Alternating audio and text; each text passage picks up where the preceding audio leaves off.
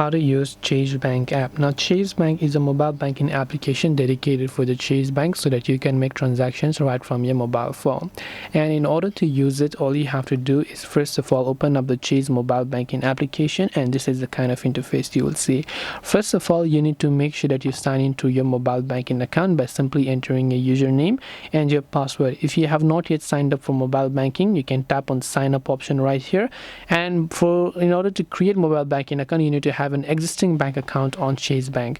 So to create an account on Chase Bank, you can go to open an account option from here and finish creating your account, or you can enter username and password and tap the sign in option in order to sign in.